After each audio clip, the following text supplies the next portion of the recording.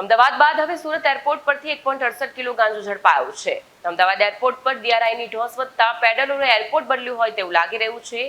ગાંજો મંગાવનારાઓની શોધખોળ ચાલુ છે. અમદાવાદ એરપોર્ટ બાદ હવે સુરત એરપોર્ટ પરથી પણ હાઇબ્રિડ ગાંજાની હેરાફેરીનો પર્દાફાશ થયો છે. બેંકોકથી આવેલા એક મુસાફર પાસેથી ડીઆરઆઈની ટીમે 1.68 કિલો હાઇબ્રિડ ગાંજાનો જથ્થો જપ્ત કરી વધુ તપાસ હાથ ધરી છે.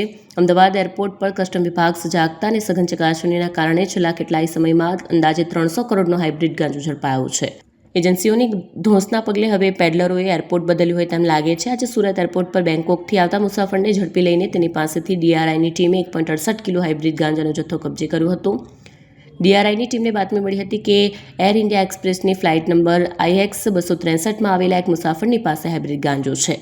આ તમામ પેકેટ્સમાં લીલા રંગનો પદાર્થ મળ્યો હતો, જેનું કુલ વજન 1.68 કિલોગ્રામ હતું. FSLની ટીમ પાસે પદાર્થની ચકાસણી કરતા તે કેનાબિસ હોવાની સાબિતી મળી હતી. પ્રતિબંધિત ગાંજો લઈને આવનાર મુસાફરની વધુ પૂછપરછ કરવામાં આવી રહી છે.